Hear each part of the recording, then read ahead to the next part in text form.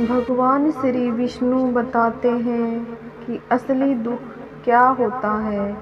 आज मैं आप सभी को भगवान श्री विष्णु की बड़ी ही अद्भुत कहानी सुनाने जा रही हूँ। एक बार भगवान विष्णु पृथ्वी लोक पर भ्रमण करने के लिए गए तो उन्होंने एक युवक को देखा।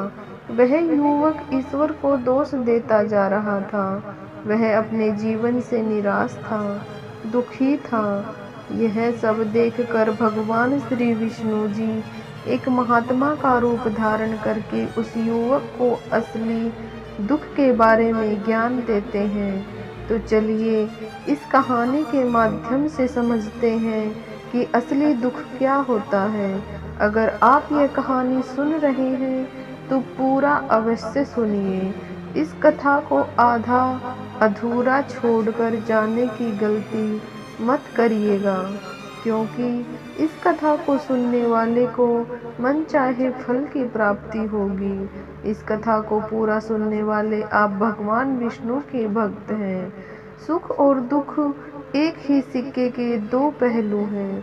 सुख और दुख हमारे जीवन में लगातार आते ही रहते हैं और हमें लगता है कि हमारे जीवन में हजारों दुख हैं, हजारों समस्याएं हैं। लेकिन अगर आप वास्तविक तौर पर देखें और अगर आप इस बात को अच्छी तरह समझें तो आप यह समझ जाएंगे कि हमारे जीवन में केवल एक ही दुख होता है। और वो कौन सा दुख है और उस दुख का निवारण क्या है, उस दुख का समाधान क्या है, हम यही जानने की कोशिश करेंगे इस कहानी के माध्यम से। एक समय की बात है, एक गांव में एक व्यक्ति रहता था। उसका नाम हरिओम था। वह बड़ा आलसी था और अपने जीवन से बहुत निराश था। उसका कारण यह था कि उसने अब तक अपने जीवन में कुछ भी हासिल नहीं किया था। वह कुछ भी नहीं करता था। उसके घर वाले भी इस बात से बहुत परेशान थे। वह चाहते थे कि अगर वह बाहर जाकर कुछ अच्छा काम करे, कोई अच्छी नौकरी करे, लेकिन वह उसकी एक नहीं सुनता था। उसके घर वाले दूसरों का उदाहरण देकर उसे ताने मारते थे, उसे तरह तरह की बातें कहते थे, लेकिन उसे कोई फर्क नहीं पड़ता था। जबकि उसके सारे मित्र कामयाब हो चुके थे। कोई अच्छा व्यापार कर रहा था तो कोई अच्छी नौकरी कर रहा था, जिस कारण जब भी वह लोग मिलते तो वे लोग अपनी बढ़ चढ़कर बड़ाई किया करते थे। लेकिन हरिओम कुछ करता नहीं था, जिस कारण जब भी कोई उससे पूछता कि तुम क्या कर रहे हो तो वो कुछ करता तो था नहीं। इसलिए वह हमेशा सबसे केवल एक ही बात कहता था कि मैं कोशिश कर रहा हूँ, लेकिन उसकी कोशिशों का कोई भी फल किसी को नजर नहीं आ रहा था। देखते ही देखते अब ऐसा समय आ चुका था कि हरिओम सभी से मुंह छिपाता रहता था, ताकि उससे कोई यह ना पूछ ले कि तुम क्या करते हो। इसलिए वह कभी किसी के सामने भी नहीं आता था। धीरे धीरे उसका मन दुखी होने लगा था। हरिओम अब बहुत निराश रहने लगा था, मानो वह इस धरती पर बोझ है। इसलिए वह अपने आप को बहुत अकेला महसूस करता था। एक दिन उसके मन में यह विचार उत्पन्न होने लगी कि मेरे हाथों में कुछ नहीं है तो मैं क्या कर सकता हूँ। अकेले बैठकर वह रोता रहा और भगवान को दोष देता रहा। एक दिन छुपता छुपाता हुआ घर से निकलकर कहीं जा रहा था। तभी उसने रास्ते में देखा कि एक महात्मा लोगों को प्रवचन दे रहे हैं और प्रवचन में वह दुख की बातें कर रहे हैं। हरिओम अपना मुंह छुपाकर वहीं पर खड़ा हो गया ताकि उसे कोई देख ना ले और चुपचाप उन महात्मा जी की बातें सुन रहा था। महात्मा जी सभी को प्रवचन में कह रहे थे कि दुख हमारा सबसे बड़ा साथी है। हमें दुख अपने जीवन के बारे में समझाता है और हमें सही जीने का तरीका बताता है। दुख हमारे गुरु की तरह है जिससे हमें सीखना चाहिए। आप चाहे तो अपने जीवन में दुखों को अपना गुरु बना सकते हैं और उससे सीख सकते हैं, या फिर चाहे तो अपने दुखों पर बैठकर रो सकते हैं, लेकिन इससे आपको कोई लाभ नहीं मिलेगा, बल्कि आप दिन प्रतिदिन और कमज़ोर होते जाएंगे, निराश होते जाएंगे। हरिओम छुप छुप कर उन महात्मा जी की बातें सुन रहा था। जैसे ही उपदेश खत्म हुआ, हरिओम उन महात्मा जी के पास पहुंचा और कहने लगा, हे महात्मा जी, अभी आप कुछ देर पहले दुख को गुरु बता रहे थे। आप कह रहे थे कि दुखों से हमें सीखना चाहिए, हमें उन्हें अपना गुरु बनाना चाहिए। लेकिन मैं भी तो अपने दुखों से परेशान हूँ, अपने जीवन से परेशान हूँ। मैंने अब तक जो दुख झेले हैं, मुझे तो कभी ऐसा प्रतीत नहीं हुआ कि मेरे दुख मुझे कुछ सिखा रहे हैं, बल्कि मुझे तो हमेशा यही लगता है कि वह मुझे पीड़ा दे रहे हैं, तकलीफ दे रहे हैं। और दुख की पीड़ा बहुत भयंकर होती है। ऐसा लगता है जैसे अब इसके बाद मेरा जीवन समाप्त हो जाएगा, इसके बाद हमें कुछ नहीं मिलने वाला, और यहाँ तक कि हमें मृत्यु भी उसके सामने कम लगने लगती है। जब लोग ताने मारते हैं, जब लोग यह कहते हैं कि तुम क्या कर रहे हो, तो मन को बहुत ठेस पहुंचती है और मैं उनसे कुछ नहीं कह पाता हूँ। हरिओम की बातों को सुनकर महात्मा जी कहते हैं, बेटा, तुम्हें क्या दुख है और तुम दुख के बारे में ऐसी बातें क्यों कर रहे हो? हरिओम ने अपने ऊपर बीती हुई सारी बातें उन महात्मा जी को बता दी और कहने लगा, हे महात्मा जी, क्या आपके पास मेरे दुखों का कोई समाधान है? हरिओम की बातें सुनकर महात्मा जी मुस्कुराए और कहने लगे, बेटा, जब तुम्हारे जीवन में असली दुख आए तो तुम मेरे पास आना, मैं तुम्हारे दुख का समाधान अवश्य बताऊंगा। उन महात्मा जी की बातें सुनकर हरिओम असमंजस में पड़ गया और उसे यह समझ नहीं आ रहा था कि क्या उसने अब तक जो दुख झेले हैं वह असली दुख नहीं है। उसने तो अब तक जो पीड़ा झेली है, लोगों के ताने सही हैं और जो तकलीफें उठाई हैं, क्या वह असली दुख नहीं है? आगे वह मन ही मन अपने आप से कहता है कि जब मुझे अपने नहीं समझ पाए तो ये महात्मा जी मुझे क्या समझेंगे। इतना सोचकर हरिओम वहां से अपने घर की ओर चला आया। अब हरिओम लोगों के ताने सुन सुनकर बहुत थक चुका था, वह निराश हो चुका था, जिस कारण उसने निर्णय लिया कि अब वह कुछ करके दिखाएगा। उसने अपने पिता से थोड़ा रुपया लिया और उस रुपए से उसने एक व्यापार शुरू किया। उसके पिता बहुत खुश थे कि कम से कम मेरा बेटा कुछ करने का प्रयास तो कर रहा है, लेकिन उसे व्यापार में कोई सफलता नहीं मिल रही थी, जिस कारण वह बहुत हताश हो चुका था, वह बहुत निराश हो चुका था।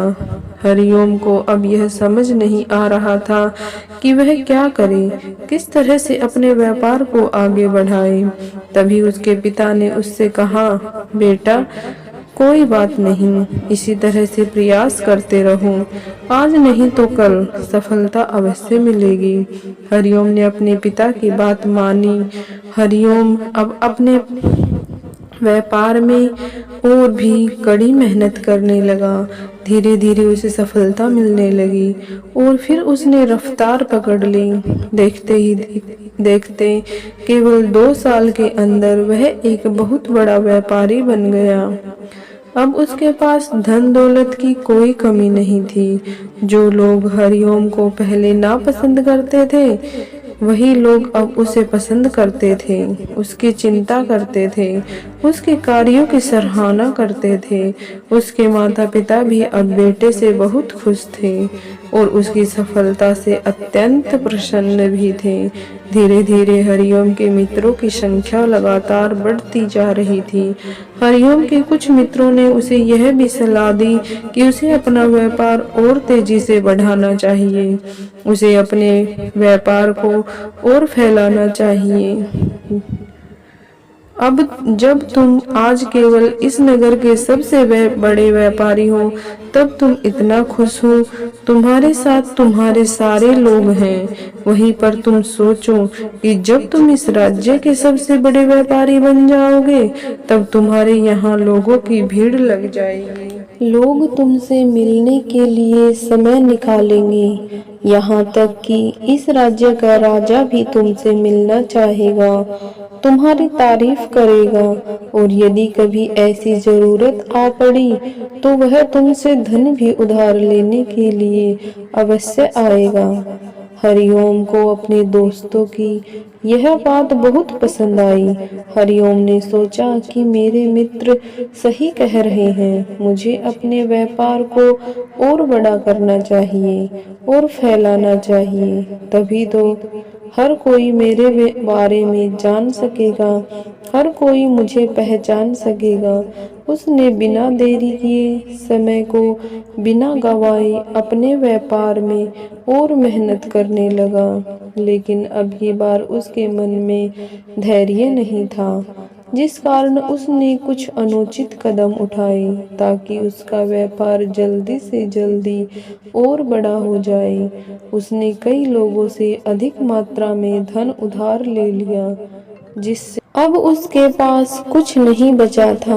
हरिओम ने अपने दोस्तों से जो कर्ज लिया था वह कर्ज भी चुकाने थे, लेकिन हरिओम यह सोचकर निश्चिंत था कि उसने वह कर्ज अपने मित्रों से लिए हैं, जिस कारण वह उन्हें लौटाने में थोड़ी देरी अवश्य कर सकता है। वह तो यह सोच रहा था कि उसके मित्र उसका बुरे समय पर साथ देंगे, लेकिन सबसे पहले उसके मित्र ही उससे अपना कर्जा वापस मांगने के लिए आने लगे।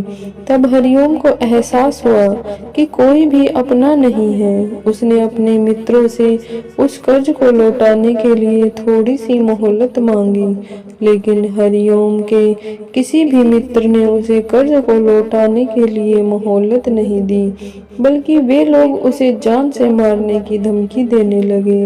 अपने मित्रों के मुंह से यह बात सुनकर हरिओम बहुत ही आश्चर्यचकित रह गया। वह तो कुछ सोच रहा था, उसके साथ सब कुछ उल्टा हो रहा था। व्यापार के चलते उसके बहुत मित्र और शुभचिंतक बने थे, पर वह सब उससे दूर जाने लगे थे। हर कोई उससे पीछा छुड़ाना चाहता था, कोई भी उसका साथ नहीं देना चाहता था। धीरे धीरे उसकी सारी संपत्ति नीलाम हो गई। अब उसके पास कुछ नहीं बचा था, वह सड़क पर आ चुका था। एक दिन हरिओम ने अपने पिताजी से कहा, पिताजी मेरी मदद कीजिए, मेरे ऊपर बहुत कर्ज है, मुझे उसे लौटाना है, कृपया करके मुझे थोड़ा सा धन दे दीजिए। इस पर हरिओम के पिताजी ने हरिओम से कहा, बेटा मेरे पास यही एक छोटा सा घर है, अगर यह भी मैं तुम्हें दे दूं तो मैं और तुम्हारी माँ कहाँ रहेंगे, हमें भी दर दर की ठोकरें खानी पड़ेंगी। ले देकर अब हमारे पास केवल यही संपत्ति बची है, इसलिए मैं तुमसे क्षमा चाहता हूँ। अपने माता पिता के मुख से यह बात सुनकर हरिओम चुपचाप वहां से चला आया और मन ही मन वह सोच रहा था कि मेरे पास अब कुछ नहीं बचा, मेरे पास जो कुछ था वह सब कुछ तो लुट चुका, मेरा सब कुछ तो अब बर्बाद हो चुका है, भला अब मैं जीकर भी क्या करूँगा। अब मेरे पास केवल एक ही रास्ता है जिससे मैं अपने कर्जदार से अपना पीछा छुड़ा सकता हूँ। यह सोचता हुआ वह एक ऊंची पहाड़ी की ओर पहुंचा। वह पहाड़ी पर चढ़ने ही वाला था कि उसे तभी याद आया कि उन महात्मा जी ने कहा था कि जब तुम्हें असली दुख आए तभी तुम मेरे पास आना, मैं तुम्हारी समस्या का समाधान अवश्य करूँगा। यह सोचकर हरिओम के मन में एक बार फिर उम्मीद की लहर दौड़ पड़ी। हरिओम दौड़ता हुआ उन महात्मा जी के पास पहुंचा और हरिओम ने उन्हें प्रणाम करके अपने ऊपर बीती हुई हर एक बात उन्हें बता दी और कहने लगा, हे महात्मा, आपने कहा था कि जब मेरे ऊपर असली दुख आए तब आप उसका समाधान अवश्य करेंगे। तभी वह महात्मा जी हरिओम की इस बात को सुनकर मुस्कुराने लगे और कहते हैं, बेटा, कहाँ है असली दुख? जब तुम्हारे जीवन में असली दुख आएगा तो मैं उसका समाधान अवश्य करूँगा। उन महात्मा जी के मुख से यह बात सुनकर हरिओम के सब्र का बांध टूट गया और हरिओम ने उन महात्मा जी से कहा, क्या मैंने आज तक जो भी दुख झेला है, जो भी तकलीफ झेली है, क्या वह असली दुख नहीं है? क्या इसे दुख नहीं कहते? तभी वह महात्मा जी हरिओम से कहते हैं, बेटा, पहले तुम मुझे यह बताओ कि तुमने अपने दुख से क्या सीखा। इसका जवाब देते हुए हरिओम उन महात्मा जी से कहता है, हे महात्मा जी, मैंने तो यही सीखा है कि जो लोग तुम्हारी तरक्की में तुम्हारा पीछा करते हैं वो लोग अवश्य ही तुम्हें धोखा देंगे, क्योंकि ऐसे लोग बुरे समय पर तुम्हारा साथ नहीं देने वाले बल्कि तुम्हारा फायदा उठाने का ही प्रयास करेंगे। इसलिए ऐसे लोगों पर भरोसा ना करें, बल्कि जो लोग तुम्हारी असफलता के समय पर, तुम्हारे बुरे समय पर तुम्हारे साथ खड़े हैं वही तुम्हारे असली मित्र हैं और वही तुम्हारे साथ रहते हैं। और ऐसे लोग तुम्हें बहुत कम मिलते हैं। जिन्हें भी ऐसे लोग मिलते हैं उन्हें हमेशा उनकी कदर करनी चाहिए। जब तुम कोई कार्य कर रहे हो तो उसे पूरी ईमानदारी और धैर्य से करो, लालच न रखो, क्योंकि ऐसा करने से तुम्हारे साथ ही बुरा होगा और तुम हमेशा नुकसान में रहोगे। हरिओम की यह सारी बातें सुनकर महात्मा जी उसे उस घड़े के पास लेकर गए जहाँ पर घड़े को उन्होंने मिट्टी में दबाया था। उन्होंने गड्ढा खोदा, वह घड़ा हरिओम के हाथ में थमा दिया। महात्मा जी ने हरिओम से कहा, ये लो, अभी इससे तुम अपना काम चलाओ। जब तुम्हारे जीवन में असली दुख आए तब मेरे पास आना, मैं उसका समाधान अवश्य करूँगा। हरिओम महात्मा जी की यह बातें सुनकर अजरज में पड़ गया। उसे यह समझ नहीं आ रहा था कि आखिर वह असली दुख क्या है, लेकिन उसने अपने हाथों में पकड़े उस घड़े को देखा जिसके अंदर सोने के सिक्के थे। यह देखकर उसने मन ही मन यह लगा कि चलो, अब तो थोड़ी राहत अवश्य हो जाएगी। मैं अपने मित्रों का वह कर्ज लौटा सकूंगा और एक नया व्यापार फिर से आरंभ करूंगा। यही सोचते हुए हरिओम ने उन साधु महात्मा को प्रणाम किया, उनका धन्यवाद किया और वहां से चल पड़ा। हरिओम ने उन सिक्कों से सभी का कर्ज लौटा दिया और अपने लिए एक बार फिर से नया व्यापार शुरू किया। व्यापार छोटा था, लेकिन अब की बार हरिओम बहुत खुश था। उसने अपने व्यापार पर काम और देखते ही देखते एक बार फिर से वह बड़ा व्यापारी बन गया। लेकिन अब की बार वह बहुत खुश था, क्योंकि इस बार उसने कोई लालच नहीं किया, न ही किसी के लिए षड्यंत्र रचा, बल्कि उसने पूरी ईमानदारी और मेहनत के साथ अपने व्यापार पर काम किया।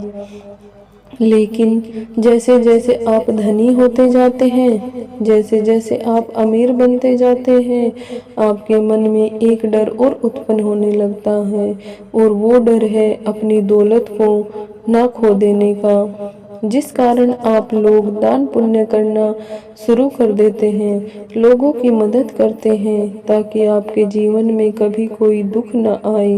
लेकिन यह जीवन सुख और दुख का संगम है, जिस कारण हर किसी को सुख और दुख से होकर गुजरना ही पड़ता है। इसी वजह से एक बार फिर से हरिओम के जीवन में एक और दुख का आगमन हुआ। अब की बार उसके माता और पिता दोनों की मृत्यु हो गई। हरिओम अपने माता पिता से बहुत प्रेम करता था, इसलिए उसके मन को बहुत गहरा आघात पहुंचा। जब आखिरी बार वह उन्हें देख रहा था तो मन में हजारों सवाल उत्पन्न होने लगे। उसने सोचा कि जिस संपत्ति के लिए वह हमेशा लड़ते झगड़ते रहते थे, आज उसकी देखभाल के लिए कोई नहीं था। उसके माता पिता ने जो भी मेहनत की थी, अपने जीवन में इकट्ठा किया, सब यहीं रह गया। लेकिन अब सब कुछ खत्म हो चुका था। हरिओम का मन अब बहुत बेचैन हो रहा था। उसके मन में हजारों सवाल हो रहे थे और वह अपने आप को बहुत अकेला महसूस कर रहा था। उसे बहुत खाली सा लग रहा था। उसने इधर उधर देखा, लेकिन उसे कुछ समझ नहीं आया। तभी उसे उन महात्मा जी की याद आई।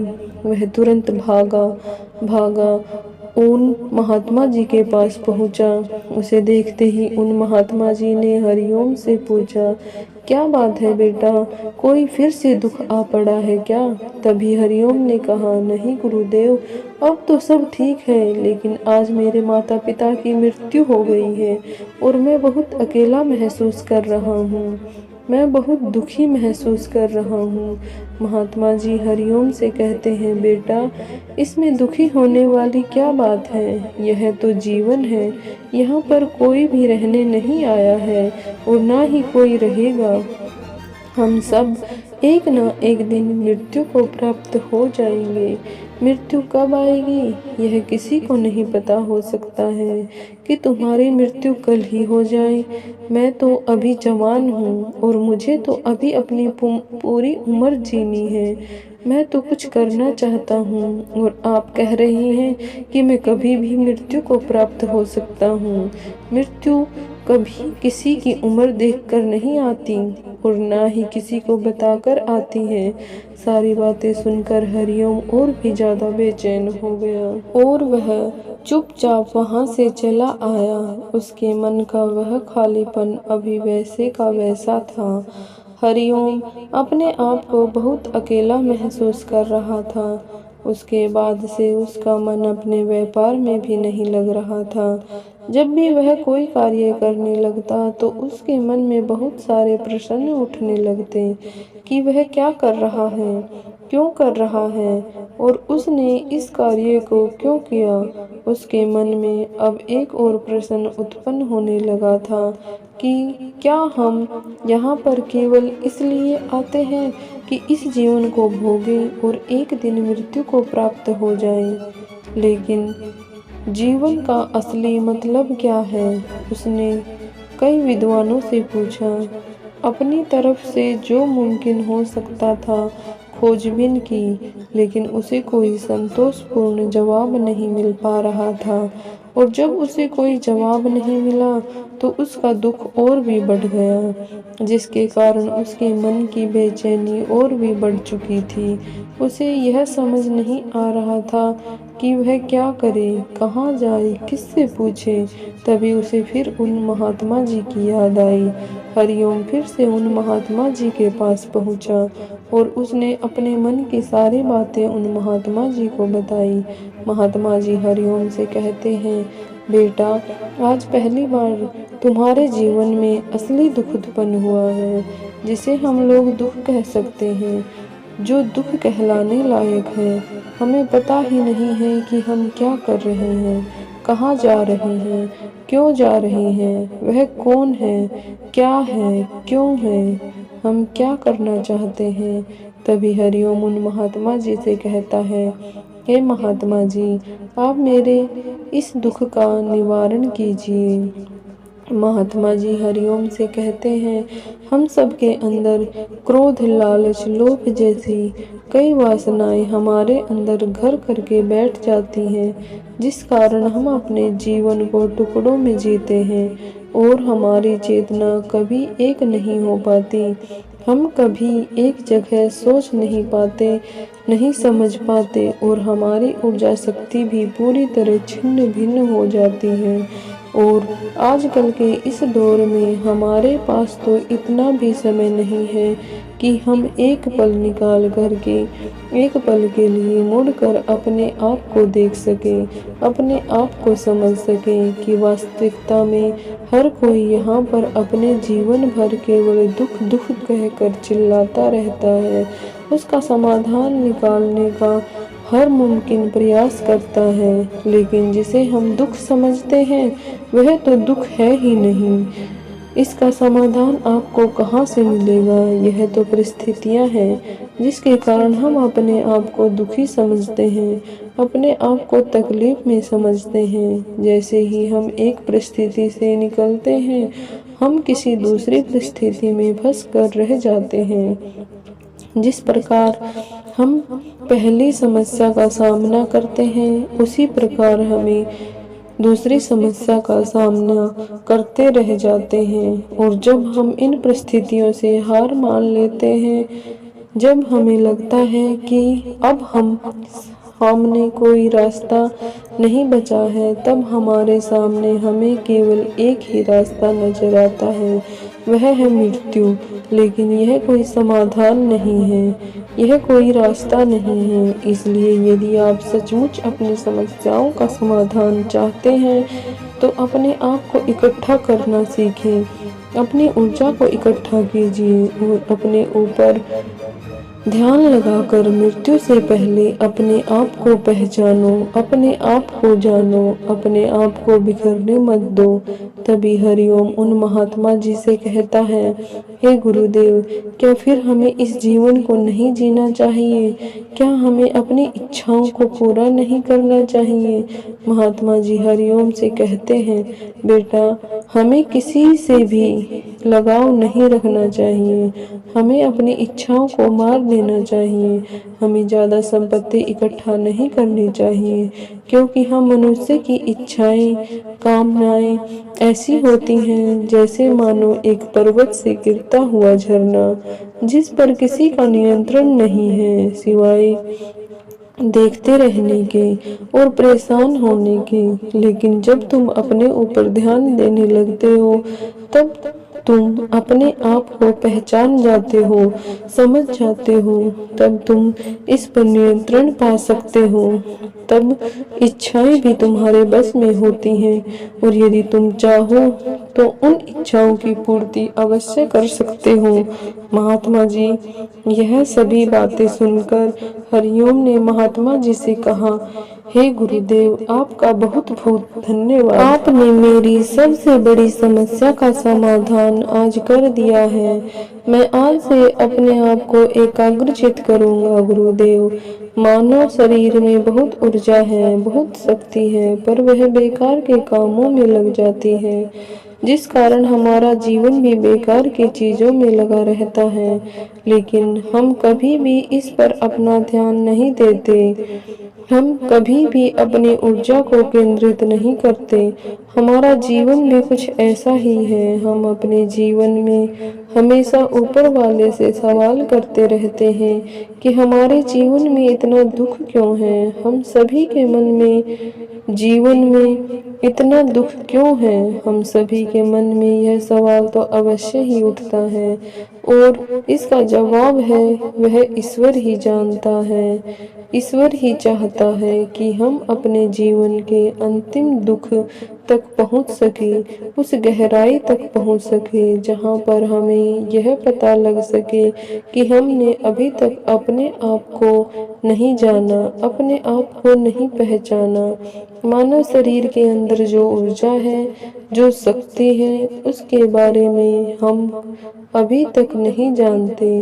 हम अपने आप को चाहे तो एकत्रित कर सकते हैं, अपने आप पर नियंत्रण पा सकते हैं, लेकिन हम अपनी इस ऊर्जा को व्यर्थ की चीजों में लगा देते हैं, जिस कारण हम अपने आप को कभी नहीं पहचान पाते और ना ही कभी अपने आप पर नियंत्रण पा सकते हैं। लेकिन यदि आप अपने आप को जानना चाहते हैं, अपने आप को पहचानना चाहते हैं, तो पहले आपको खुद को एकत्रित करना होगा, अर्थात ध्यान लगाना होगा। ध्यान से ही आप अपनी उन समस्याओं का समाधान निकाल सकते हैं। तभी आप अपने आप को पहचान सकते हैं, जान सकते हैं और अपने जीवन के हर दुखों का समाधान भी कर सकते हैं। प्रिय श्रोताओं, इस वीडियो के माध्यम से असली दुख क्या है, इस बारे में आप तक यह बातें पहुंचाने की छोटी सी कोशिश की है। आशा करती हूँ वीडियो में दी गई जानकारी आपको पसंद आई होगी। यह वीडियो आपको पसंद आया हो तो लाइक करें, सब्सक्राइब करें और अपने दोस्तों के साथ शेयर करें। धन्यवाद।